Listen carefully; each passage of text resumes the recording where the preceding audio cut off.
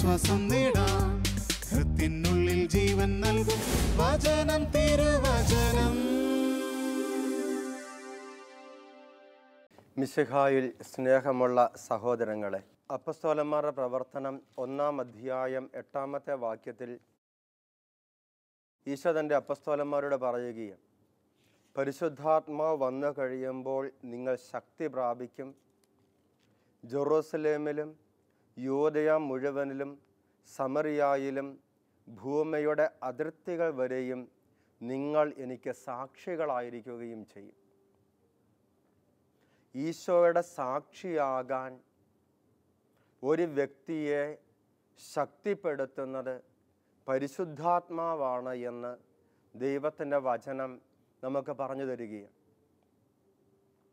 ഈ ലോകത്തിലെ യാതൊന്നിനും, ഈ ലോകത്തിലെ അധികാരത്തിനോ ശരീരത്തിൻ്റെ ആരോഗ്യത്തിനോ മാനുഷികമായ സ്വാധീനങ്ങൾക്കോ സൗഹൃദങ്ങളുടെ സമ്പന്നതയ്ക്കോ അല്ലെങ്കിൽ സാമ്പത്തികമായ സമ്പന്നതയ്ക്കോ ഒന്നിനും ഒരു വ്യക്തിയെ ഈശോയുടെ സാക്ഷിയാക്കി മാറ്റുവാൻ സാധിക്കുകയില്ല എന്നും, ഒരു വ്യക്തിയെ ഈശോയുടെ സാക്ഷിയാക്കി മാറ്റുവാൻ മാത്രം ശക്തിപ്പെടുത്തുവാൻ ദൈവത്തിൻ്റെ പരിശുദ്ധാത്മാവിന് മാത്രമേ സാധിക്കൂ എന്നും ദൈവത്തിൻ്റെ വചനം നമുക്ക് വ്യക്തമായി പറഞ്ഞു തരികയാണ്. ഒരിക്കൽ ഒരിടവകയിൽ ശുശ്രൂഷ ചെയ്യുമ്പോൾ, ഞാൻ അന്ന് അച്ഛനായിട്ടില്ല, സെമിനാരിയിൽ പഠിക്കുന്ന കാലഘട്ടത്തിൽ പഠനത്തിൻ്റെ ഭാഗമായി ഒരിടവകയിൽ അല്പകാലം ശുശ്രൂഷ ചെയ്തപ്പോൾ ഒരു ചെറുപ്പക്കാരൻ എൻ്റെ അടുത്ത് വന്ന് ഇപ്രകാരം പറഞ്ഞു, എനിക്ക് ബ്രദറിനെ ഒന്ന് കാണണമായിരുന്നു, ഒന്ന് സംസാരിക്കണമായിരുന്നു. അപ്പോൾ ഞാൻ ആ ചെറുപ്പക്കാരനെയും കൂട്ടിക്കൊണ്ട് എൻ്റെ മുറിയിലേക്ക് പോയി. മുറിയിൽ ചെന്നിരുന്ന് വർത്തമാനം പറയാൻ തുടങ്ങിയപ്പോൾ അവൻ പറഞ്ഞു, ബ്രദറെ, ഞാൻ ഡിഗ്രിക്ക് പഠിക്കുക, പക്ഷേ ഞാൻ നേരത്തെ പഠിച്ചിരുന്ന പോലെയൊന്നും എനിക്കിപ്പോൾ പഠിക്കാൻ പറ്റുന്നില്ല. ഞാൻ പറഞ്ഞു, ഞാൻ പ്രാർത്ഥിക്കാം. അപ്പോൾ പറഞ്ഞു, ബ്രദറിൻ്റെ തലയെ കൈവച്ചൊന്ന് പ്രാർത്ഥിക്കാവോ? ഞാൻ പ്രാർത്ഥിക്കാം. അവൻ മുട്ടുകുത്തി, ഞാൻ അവൻ്റെ തലയെ കൈവച്ച് പ്രാർത്ഥിച്ച് അവൻ പുറത്തേക്ക് പോയി. പുറത്തേക്ക് പോയിട്ട് തിരിച്ച് വന്നിട്ട് അവനോട് പറഞ്ഞു, ബ്രദറെ, ഞാൻ ഇവിടെ വന്ന കാര്യം ആരോടും പറയരുത് കേട്ടോ. ഇത് കേട്ടപ്പോൾ എനിക്ക് വാസ്തവത്തിൽ അവനെക്കുറിച്ച് വളരെ വളരെ കഷ്ടം തോന്നി. കാരണം അവനെന്ന് പറഞ്ഞാൽ ഏതോ ഒരു സിനിമയിലെ നടനെ, ഏതോ ഒരു ഇംഗ്ലീഷ് സിനിമയിലെ ഏതോ ഒരു നടനെ അനുകരിച്ചുകൊണ്ട് എല്ലാ ദിവസവും കൃത്യമായി എക്സസൈസ് ചെയ്യുകയും ജിമ്മിൽ പോവുകയും ഒക്കെ ചെയ്യുന്ന, വളരെ സ്റ്റൗട്ട് ബോഡിയുള്ള, നല്ല ടൈറ്റ് ജീൻസും ടീഷർട്ടും ഒക്കെ ഇട്ട് മസിലൊക്കെ ഉറപ്പിച്ച് നടക്കുന്ന ഒരു ചെറുപ്പക്കാരൻ. പക്ഷേ ഈശോയുടെ ശക്തിയും ഈശോയുടെ സഹായവും സ്വീകരിക്കുവാൻ മാത്രം, അത് മറ്റുള്ളവരെ അറിയുന്നതിൽ കുഴപ്പമില്ല എന്ന് ചിന്തിക്കുവാൻ മാത്രം ധൈര്യമില്ലാത്ത ഒരു ചെറുപ്പക്കാരൻ. എനിക്ക് അവനെക്കുറിച്ച് കഷ്ടം തോന്നി. അവൻ്റെ ശരീരത്തിൻ്റെ ആരോഗ്യമോ കഴിവോ സൗന്ദര്യമോ ഒന്നും ഈശോയെ മഹത്വപ്പെടുത്തുവാൻ അവനെ പ്രാപ്തനാക്കുന്നില്ല. ഈ ലോകത്തിലെ ഒരു കഴിവിനും ഒരു ശക്തിക്കും ഒരു സ്വാധീനത്തിനും ഈശോയുടെ സാക്ഷിയാക്കി ഒരു വ്യക്തിയെ മാറ്റുവാൻ സാധിക്കുകയില്ല. ഒരു വ്യക്തിയെ ഈശോയുടെ സാക്ഷിയാക്കി മാറ്റുന്നത് ദൈവത്തിൻ്റെ പരിശുദ്ധാത്മാവ് മാത്രമാണ്. ദൈവത്തിൻ്റെ പരിശുദ്ധാത്മാവ് ഒരു വ്യക്തിയുടെ മേൽ ആവസിച്ച് കഴിയുമ്പോൾ ആ വ്യക്തിയുടെ കഴിവും ആ വ്യക്തിയുടെ ആരോഗ്യവും ആ വ്യക്തിയുടെ സ്വാധീനങ്ങളും സമ്പത്തും എല്ലാം ഈശോയുടെ സാക്ഷ്യത്തിൻ്റെ ഭാഗമായി മാറും. ഈവൻ ഒരു വ്യക്തിയുടെ രോഗവും വൈകല്യങ്ങളും കുറവുകളും പോലും ദൈവമഹത്വത്തിൻ്റെ പശ്ചാത്തലമായി മാറും.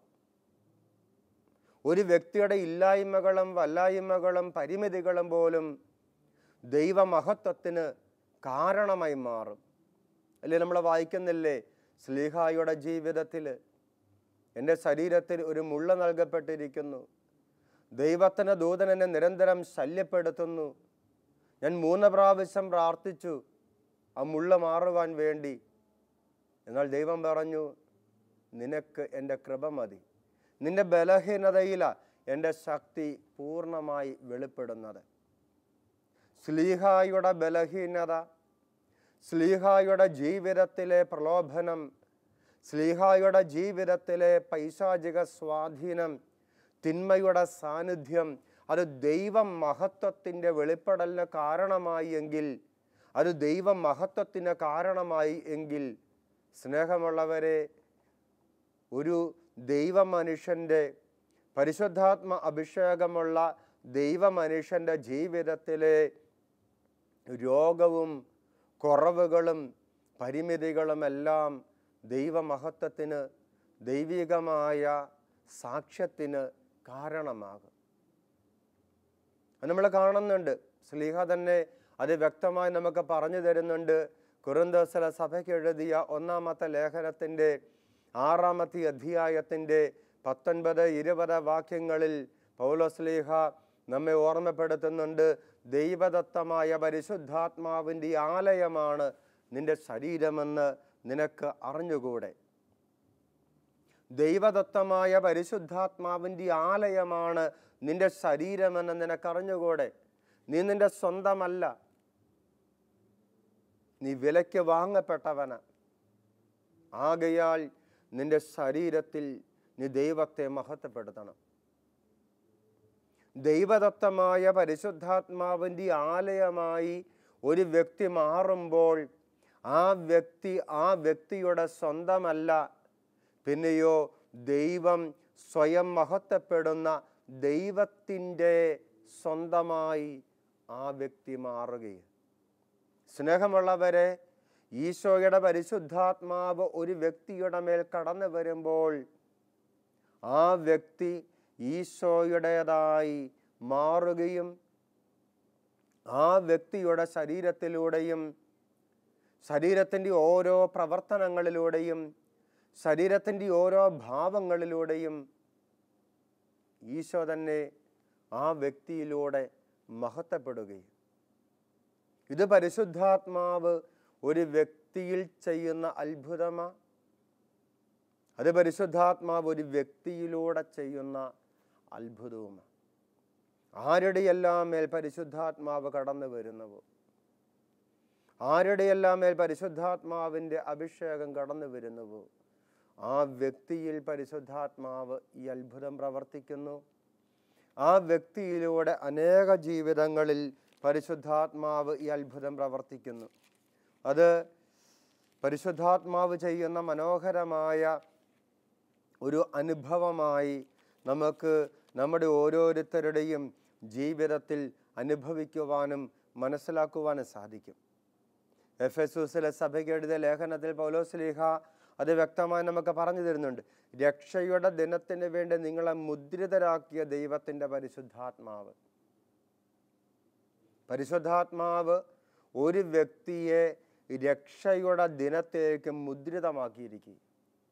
അത് ആ വ്യക്തിയുടെ രക്ഷയ്ക്ക് വേണ്ടി, അവരുടെ ജീവിതങ്ങളുടെ രക്ഷയ്ക്ക് വേണ്ടി, ആ വ്യക്തിയുടെ രക്ഷയ്ക്ക് വേണ്ടി വ്യക്തിയിൽ പരിശുദ്ധാത്മാവ് പ്രവർത്തിക്കുന്നു. അവരുടെ ജീവിതങ്ങളുടെ വിശുദ്ധീകരണത്തിന് വേണ്ടി ആ വ്യക്തിയിലൂടെ പരിശുദ്ധാത്മാവ് പ്രവർത്തിക്കുന്നു. വ്യക്തിയിലൂടെ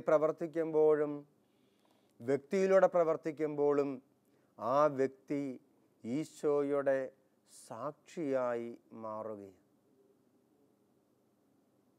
ഈ സാക്ഷ്യജീവിതത്തിൻ്റെ അനുഭവം എത്രയോ ശ്രേഷ്ഠമായ ഭാവാത്മകമായ ഒരു അവസ്ഥയാണ് എന്ന് ദൈവത്തിൻ്റെ വചനം യെശയ്യാ പ്രവാചകനിലൂടെ നമുക്ക് പറഞ്ഞു തരുന്നുണ്ട്. യെശയ്യാ പ്രവാചകന പുസ്തകം 49-ാം അധ്യായം 6-ാമത്തെ വാക്യത്തിൽ ദൈവത്തിൻ്റെ വചനം നമുക്ക് പറഞ്ഞു തരിക, അവിടുന്ന് അരുളി ചെയ്യുന്നു, യാക്കോബിൻ്റെ ഗോത്രങ്ങളെ ഉയർത്തുവാനും ഇസ്രായേലിൽ അവശേഷിച്ചിരിക്കുന്നവനെ ഉദ്ധരിക്കുവാനും നീ എൻ്റെ ദാസനായിരിക്കുക, എനിക്ക് വളരെ ചെറിയ കാര്യമാണ്.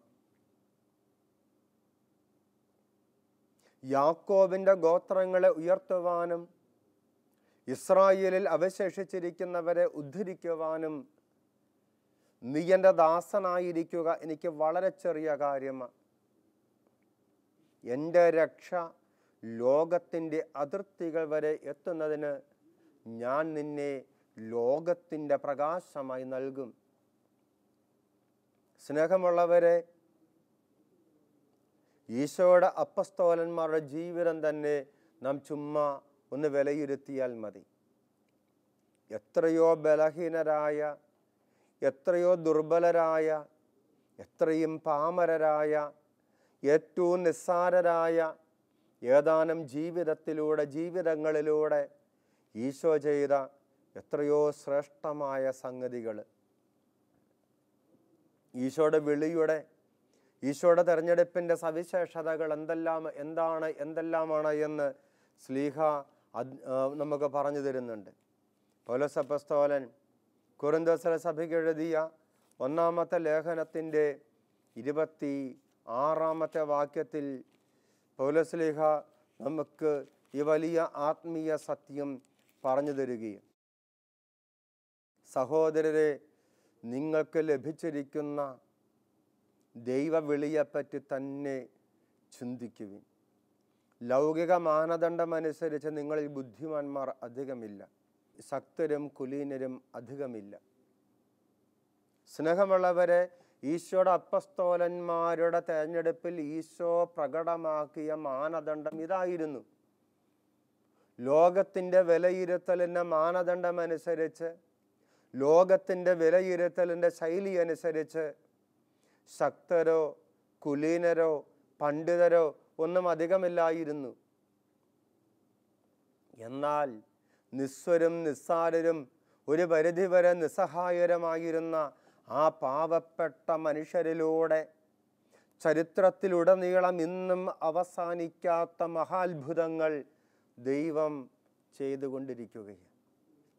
അന്ന് 12 അപ്പസ്തോലന്മാരിലൂടെ ഈശോ തുടങ്ങി വെച്ച അത്ഭുതത്തിൻ്റെ പരമ്പര, അവർ മരിച്ച് മണ്ണടിഞ്ഞ് മറവിയുടെ മറവിൽ മറഞ്ഞു പോകേണ്ട കാലം അതിക്രമിച്ചിട്ടും ഇന്നും ചരിത്രത്തിൻ്റെ നിറുകയിൽ ആ അപ്പസ്തോലന്മാർക്ക് സ്ഥാനമുണ്ട്.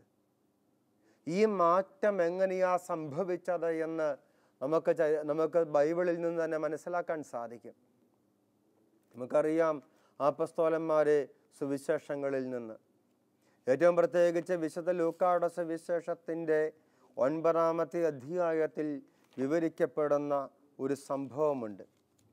വിശുദ്ധ ലൂക്കായുടെ സുവിശേഷം 9-ാം അധ്യായം 51 മുതലുള്ള വാക്യങ്ങളിൽ, തൻ്റെ ആരോഹണത്തിന് ദിവസങ്ങൾ പൂർത്തിയായിക്കൊണ്ടിരിക്കവേ അവൻ ജെറൂസലേമിലേക്ക് പോകുവാൻ ഉറച്ചു. അവൻ തനിക്ക് മുമ്പേ ഏതാനും ദൂതന്മാരെ അയച്ചു. അവന് വേണ്ട ഒരുക്കങ്ങൾ ചെയ്യുവാൻ അവർ സമരിയാക്കാരുടെ ഒരു ഗ്രാമത്തിൽ പ്രവേശിച്ചു. അവൻ ജെറൂസലേമിലേക്ക് പോവുകയായിരുന്നത് കൊണ്ട് അവർ അവനെ സ്വീകരിച്ചില്ല. ഇത് കണ്ടപ്പോൾ ശിഷ്യന്മാരായ യാക്കോബും യോഹന്നാനും പറഞ്ഞു, കർത്താവേ, സ്വർഗത്തിൽ നിന്ന് അഗ്നി ഇറങ്ങി ഇവരെ നശിപ്പിക്കട്ടെ എന്ന് ഞങ്ങൾ പറയട്ടെയോ? അവൻ തിരിഞ്ഞ് അവരെ ശാസിച്ചു. സ്നേഹമുള്ളവരെ, തങ്ങളെ സ്വീകരിക്കാതിരുന്ന സമറിയാക്കാരെ ശപിക്കുവാൻ ഒരുങ്ങുന്ന ക്ഷിപ്രകോപികളായ, ആത്മീയമായ പരുവപ്പെടൽ ഇനിയും സാധിച്ചിട്ടില്ലാത്ത ശിഷ്യന്മാരെയാ നാം ഈ യാക്കോബിലും യോഹന്നാനിലും ഇതര അപ്പസ്തോലന്മാരിലും സുവിശേഷത്തിൽ കണ്ടുമുട്ടുന്നത് എങ്കിൽ, ഈ ശിഷ്യന്മാരുടെ മേൽ പരിശുദ്ധാത്മാവ്, പെന്തക്കോസ്താ നാളിൽ പരിശുദ്ധാത്മാവ് കടന്നു വന്ന് അവർ ശക്തി പ്രാപിച്ചു കഴിഞ്ഞപ്പോൾ അവർക്കുണ്ടായ മാറ്റം എങ്ങനെയുള്ളതാണ് എന്ന് അപ്പസ്തോലന്മാരുടെ പ്രവർത്തനം 5-ാം അധ്യായം 40-41 വാക്യങ്ങൾ നമുക്ക് പറഞ്ഞു തരുന്നുണ്ട്.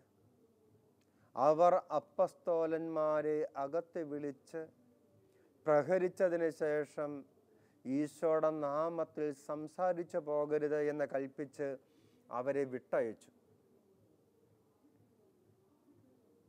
ഓർക്കണം, ഈശോയുടെ അപ്പസ്തോലന്മാരെ യഹൂദരുടെ സംഘത്തിലേക്ക് വിളിച്ചു വരുത്തി അവരെ പ്രഹരിച്ചതിന് ശേഷം പൂരം ഇടിയും അടിയും തൊഴിയും എല്ലാം കൊടുത്ത് ഉപദ്രവിച്ചതിന് ശേഷം മേല ഈശോയുടെ പേരിൽ മിണ്ടിപ്പോകരുത് ഒന്നും എന്ന് പറഞ്ഞ് അവരെ യാത്രയാക്കി. അന്ന് സമറിയാക്കാർ തിരസ്കരിച്ചപ്പോൾ അവരെ ശപിക്കുവാനും സ്വർഗത്തിൽ നിന്ന് അഗ്നി ഇറക്കി അവരെ ദഹിപ്പിച്ച് കളയുവാനും ഒരുങ്ങിയ അതേ ശ്ലീഹന്മാരുടെ പ്രതികരണം എന്താണ് എന്ന് തൊട്ടടുത്ത വാക്യം 41-ാമത്തെ വാക്യത്തിൽ നമ്മൾ വായിക്കുകയാ. അവരാകട്ടെ ഈശോയുടെ നാമത്തെ പ്രതി അപമാനം സഹിക്കുവാൻ യോഗ്യത ലഭിച്ചതിൽ സന്തോഷിച്ചുകൊണ്ട് സംഘത്തിൻ്റെ മുമ്പിൽ നിന്ന് പുറത്തുപോയി. ഈശോയുടെ ശിഷ്യന്മാര്, പരിശുദ്ധാത്മാവിന് അഭിഷേകം പ്രാപിച്ച ശിഷ്യന്മാര് പ്രഹരിക്കപ്പെട്ടപ്പോൾ, അപമാനിക്കപ്പെട്ടപ്പോൾ എങ്ങനെ പ്രതികരിക്കുന്നത്? ഈശോയെ പ്രതി, ഈശോയുടെ നാമത്തെ പ്രതി, ഈശോയ്ക്ക് വേണ്ടി അപമാനം സഹിക്കുവാനും വേദനകൾ ഏറ്റെടുക്കുവാനും അവസരം ലഭിച്ചതിൽ ആനന്ദിച്ചുകൊണ്ട് പുറത്തു പോകുന്ന അപ്പസ്തോലന്മാര്. സ്നേഹമുള്ളവരെ, പരിശുദ്ധാത്മ അഭിഷേകത്തിൻ്റെ പ്രകടമായ അടയാളമായി ഇത്. ഒരു വ്യക്തിയുടെ മേൽ പരിശുദ്ധാത്മാവ് കടന്നു വന്നതിൻ്റെ വ്യക്തമായ ലക്ഷണമായി ഇത്. ഈശോയെ പ്രതി, ഈശോയ്ക്ക് വേണ്ടി വേദന സഹിക്കുവാൻ, ഈശോയെ പ്രതി, ഈശോയ്ക്ക് വേണ്ടി അപമാനം ഏറ്റെടുക്കുവാൻ, ഈശോയെ പ്രതി, ഈശോയ്ക്ക് വേണ്ടി ആരുടെ മുമ്പിലും താഴുവാനും കുനിയുവാനും ഇല്ലാതാകുവാനും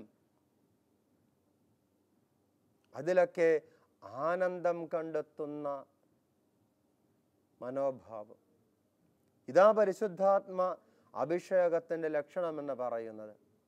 ഇതാ ഒരു യഥാർത്ഥ ക്രിസ്തു സാക്ഷിയുടെ അടയാളമെന്ന് പറയുന്നത്.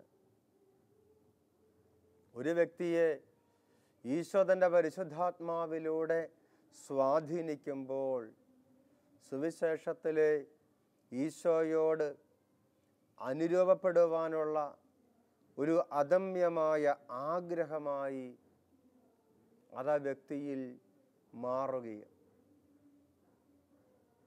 സുവിശേഷത്തിലെ പീഡയനുഭവിച്ച, സുവിശേഷത്തിലെ അപമാനിക്കപ്പെട്ട, സുവിശേഷത്തിലെ കുരിശിൽ തറയ്ക്കപ്പെട്ട, സുവിശേഷത്തിലെ മുൾമുടി അണിഞ്ഞ, സുവിശേഷത്തിലെ ചോര ചിന്തി പെടഞ്ഞ മരിച്ച ആ ഈശോയുടെ മനോഭാവങ്ങളോടും ജീവിതശൈലിയോടും താതാത്മ്യപ്പെടുവാനുള്ള സ്വയം ശൂന്യവൽക്കരണത്തിൻ്റെ ക്രിസ്തുമാർഗം സ്വന്തം ജീവിതത്തിൻ്റെ പ്രായോഗിക ജീവിത ശൈലിയാക്കുവാനുള്ള ആഗ്രഹവും ദാഹവുമായി ഈ അഭിഷേകം ഒരു വ്യക്തിയിൽ മാറുകയും അതാ യഥാർത്ഥമായ ക്രിസ്തുസാക്ഷ്യത്തിൻ്റെ ലക്ഷണമെന്ന് പറയുന്നത്.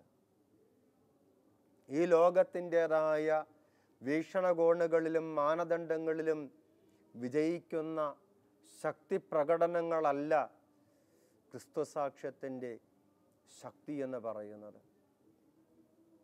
ഈ ലോകത്തിൻ്റെ സ്വാധീനങ്ങളും സമ്പന്നതകളും സുഖസൗകര്യങ്ങളും കൊണ്ടുവന്നേക്കാവുന്ന സുഖശീതളിമയല്ല ക്രിസ്തുസാക്ഷ്യത്തിൻ്റെ ഭാവാത്മകത്വം എന്ന് പറയുന്നത്. ഈശോയ്ക്ക് വേണ്ടി വേദനിക്കുവാൻ, ഈശോയ്ക്ക് വേണ്ടി സഹനങ്ങൾ ഏറ്റെടുക്കുവാൻ, ഈശോയുള്ള സ്നേഹത്തെ പ്രതി എല്ലാം നഷ്ടപ്പെടുത്തുവാൻ, ആ നഷ്ടപ്പെടുത്തുന്നതിലും ഒന്നും അല്ലാതായി മാറുന്നതിലും ആനന്ദം കണ്ടെത്തുവാൻ, അങ്ങനെ ഈ ലോകത്തിൻ്റെതായ ശൂന്യതകളെ സ്വന്തമാക്കിയ ഈശോയെ പ്രതി സ്വയം ശൂന്യവൽക്കരിച്ചുകൊണ്ട് ഈശോയിൽ നിറയുവാനും ഈശോയാൽ നിറയപ്പെടുവാനും ഒരു വ്യക്തി സമർപ്പിക്കുമ്പോൾ ഒരു വ്യക്തി യഥാർത്ഥ ക്രിസ്തു സാക്ഷ്യമായി, യഥാർത്ഥ ക്രിസ്തു സാക്ഷിയായി മാറുന്നത്. തിരുസഭയുടെ ചരിത്രത്തിലെ വിശുദ്ധാത്മാക്കളെല്ലാം നമുക്ക് ചൂണ്ടിക്കാണിച്ചു തരുന്ന ചരിത്രവും അത് തന്നെയാണ്. അപ്പസ്തോലന്മാരുടെ എല്ലാ ചരിത്രവും, അപ്പസ്തോലന്മാരുടെയും അപ്പസ്തോലിക കാലഘട്ടത്തിലെ പിതാക്കന്മാരുടെയും ഒക്കെ ജീവിതം നമുക്ക് പറഞ്ഞു തരുന്ന ചരിത്രം അത് തന്നെയാണ്. ഈശോയെ പ്രതി വേദന ഏറ്റെടുക്കുവാൻ, ഈശോയെ പ്രതി എല്ലാം നഷ്ടപ്പെടുത്തുവാൻ, ഈശോയോട് ഐക്യപ്പെടുവാൻ വേണ്ടി. പത്രോസിൻ്റെ 1-ാമത്തെ ലേഖനത്തിൻ്റെ 4-ാമത്തെ അധ്യായത്തിൻ്റെ 1-2 വാക്യങ്ങളിൽ നാം വായിക്കുന്നുണ്ട്, ക്രൂശിതനായ ക്രിസ്തുവിൻ്റെ മനോഭാവം നിങ്ങൾക്ക് ആയുധമായിരിക്കട്ടെ. ശരീരത്തിൽ സഹിച്ചിട്ടുള്ളവൻ പാപത്തോട് വിട പറഞ്ഞിരിക്കുന്നു. അവൻ ശരീരത്തിൽ ജീവിച്ചിരിക്കുന്നിടത്തോളം കാലം മാനുഷിക വികാരങ്ങൾക്ക് അടിമപ്പെട്ടല്ല, പിന്നെയോ ദൈവഹിതത്തിന് ഒത്താ ജീവിക്കുന്നത്. ശരീരത്തിൽ വേദന ഏറ്റെടുക്കുവാനുള്ള ശക്തി, ശരീരത്തിൽ വേദനകളും സഹനങ്ങളും ഏറ്റെടുത്ത് ഈശോയ്ക്ക് സാക്ഷിയാകാനുള്ള ശക്തി, അത് പരിശുദ്ധാത്മാവ് ഒരു വ്യക്തിക്ക് നൽകുകയാണ്. നിങ്ങൾ വീഞ്ഞു കുടിച്ച് ഉന്മത്തരാകരുത്, അതിൽ ദുരാസക്തിയുണ്ട്, പകരം നിങ്ങൾ ആത്മാവിനാൽ പൂരിതരാകുവിൻ എന്ന് നമ്മെ ഓർമ്മപ്പെടുത്തിയ പൗലോസ്ലീഹ. നിങ്ങൾ വീഞ്ഞു കുടിച്ച് ഉന്മത്തരാകരുത്, അതിൽ ദുരാസക്തിയുണ്ട്, മറിച്ച് ആത്മാവിനാൽ പൂരിതരാകുവിൻ എന്ന് എഫേസോസ് ലേഖനം 5-ാം അധ്യായം 18-ാമത്തെ വാക്യത്തിൽ നമ്മെ ഓർമ്മപ്പെടുത്തുന്ന സ്ലീഹ തൻ്റെ ജീവിതത്തിൻ്റെ നേർരേഖ നമ്മെ വരച്ച് കാണിക്കുന്നുണ്ട്. കൊറിന്തോസിലെ സഭയ്ക്കെഴുതിയ 2-ാമത്തെ ലേഖനത്തിൻ്റെ 11-ാമത്തെ അധ്യായത്തിൻ്റെ 23 മുതലുള്ള വാക്യങ്ങളിൽ, അവർ ക്രിസ്തുവിൻ്റെ ദാസന്മാരാണോ?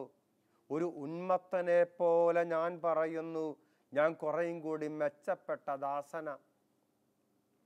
ഓർക്കണം, നിങ്ങൾ വീഞ്ഞു കുടിച്ച് ഉന്മത്തരാകരുത്, പകരം പരിശുദ്ധാത്മാവിനാൽ പൂരിതരാകുവിൻ. പരിശുദ്ധാത്മ അഭിഷേകം നൽകുന്ന ഉന്മത്തത. ഈ ഉന്മത്തത സ്ലിഹ പറയുകയാണ്, ഞാൻ കുറേയും കൂടി മെച്ചപ്പെട്ട ദാസന. അവരെക്കാൾ വളരെയേറെ ഞാൻ അധ്വാനിച്ചു, വളരെ കൂടുതൽ കാരാഗ്രഹവാസം അനുഭവിച്ചു, എണ്ണമറ്റ വിധം പ്രഹരമേറ്റു, പലതവണ മരണവക്ത്രത്തിൽ അകപ്പെട്ടു, 5 പ്രാവശ്യം യഹൂദരുടെ കൈകളിൽ നിന്ന് 1 കുറയെ 40 അടിവീതം ഞാൻ കൊണ്ടു, 3 പ്രാവശ്യം വടികൊണ്ട് അടിക്കപ്പെട്ടു, കല്ലെറിയപ്പെട്ടു, കപ്പലപകടത്തിൽപ്പെട്ടു. എന്തെല്ലാം വേദനകൾ, എന്തെല്ലാം സഹനങ്ങൾ. ഈശോയെ പ്രതി ഈ വേദനകളും സഹനങ്ങളും എല്ലാം, ഈശോയെ പ്രതിയുള്ള ഈ വേദനകളും സഹനങ്ങളും എല്ലാം സ്ലീഹായിക്ക് ഉന്മത്തതയാണ് നൽകുന്നത്. വേദനയല്ല, നഷ്ടബോധമല്ല, ഉന്മത്തത. Like a drunkard, I would say I'm a better servant of Christ. ഒരു ഉന്മത്തനെ പോലെ, ലഹരി പിടിച്ചവനെ പോലെ ഈശോയെ പ്രതി ഏറ്റെടുക്കുന്ന വേദനകളെല്ലാം, ഈശോയെ പ്രതി ഉണ്ടായ വേദനകളെല്ലാം ഉന്മത്തത നൽകുകയും ലഹരി നൽകുകയും പരിശുദ്ധാത്മാ അഭിഷേകം നൽകുന്ന അനുഭവം. ഒരു ലഹരി പിടിച്ചവനെ പോലെ ശരീരത്തിലും മനസ്സിലും നഷ്ടങ്ങളും വേദനകളും ഏറ്റെടുത്തുകൊണ്ട് ഈശോയെ പകർന്നു കൊടുക്കുന്ന ഒരു ജീവിതം. കേവലം വാക്കുകൾ കൊണ്ട് പറഞ്ഞു കൊടുക്കുകയല്ല, ജീവിതം കൊണ്ട് പകർന്നു കൊടുക്കുന്ന ക്രിസ്തു സാക്ഷ്യത്തിൻ്റെ അനുഭവം. പരിശുദ്ധാത്മാവ് ഒരു വ്യക്തിക്ക് നൽകുന്ന വ്യതിരക്തമായ വ്യത്യസ്തമായ അനുഭവമാണ്.